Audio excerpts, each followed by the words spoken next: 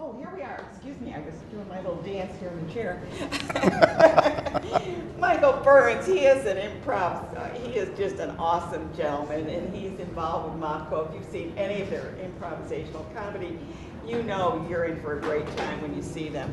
But we're going to be talking about something a little bit different today. We're going to be talking about workshops that you have, that you work with Kat with. Yes. And tell our audience a little bit about this. Well, we do a lot of work with businesses, small and large, locally and actually around the world, on using the techniques of improv to maximize performance in a number of different ways. It might be sales, or it might be teamwork, or simple communication. We do work with people on presentation skills, making speeches, or even just communicating with their team. So all of this is, a microphone is just magically appearing. I don't know what's happening here. What's happening is you're My mic fell. This, Thank folks, you, is a John. beautiful example of yes-anding an offer. A man just crawled in. I wonder what is on me here. That was wonderful, and you were so Thank you, cool Joe. about it. Just, whoa, there's a thing. Who was grabbing my leg? Cheap thrills on Tuesday morning. Talk about improv, right? Right. So you work with people to businesses mainly, or Yes. managers and that type. Yes, managers. We really work at different levels. Kat is not here, among other reasons, because she's on deadline for both Facebook and Apple with two major projects where she's doing instructional awesome. design. Yeah, she's awesome. Right. Yeah. So sometimes it's very high-level work in an organization, and sometimes it's working with kind of people, boots on the ground people in a smaller company. The skills that we're talking about are the skills that make an improviser effective, because after all, you just improvised, right? This is what we do. We improvise. And it's the only way you can get through life, right? That's Isn't life an improvisation? Exactly right. Right. So that's what we bring to organizations. And, Now, one of the things that I find people will say, I can't get up in front of a group to speak. Yes. And I know I was one of those. I know it's hard to believe, right? I could not get up in front of a group. I couldn't even read minutes, paper. I couldn't read it. I'd be shaking. Yeah. And it was like, what do I do? And someone said, you know what you need to do? And I said, what? Join a little theater. Sure. And you know what? Absolutely. That cured me. Yeah. And look where I am today. Oh, wow. You are awesome today, is where you are.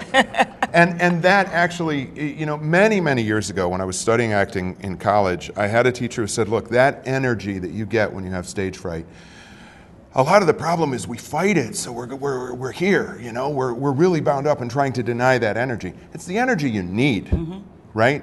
It's the energy that gets you across to your audience and really puts something into your presentation.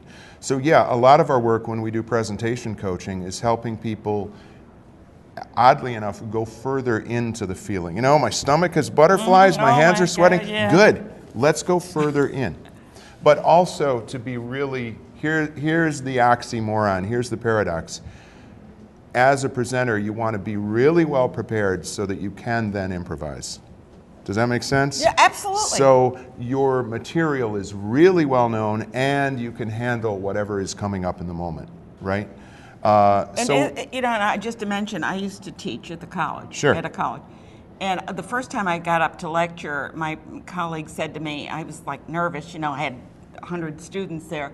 And he says, just remember, you are the expert in the room. Awesome. Great advice, right? And when I did, it was great. Yeah. I mean, I was like, oh, wait a minute. I know more than these people do. That's right. That's right. But it was like I was intimidated. But sure. Just that little bit of advice yeah. was enough to get me through. And it's true. You automatically have this sort of status relationship with the room when you're presenting. And it is easy, I think it's very primal to think, whoa, if I, what if I can't answer a question? What if I can't? Yeah. They're going to throw things at me. Right? Show business is full of these, we say good luck by saying break a leg or merde in ballet, right? We have a dance around later. Yep, it's all these sort of negative, almost violent, and we killed them tonight. Yeah. Right? Yeah.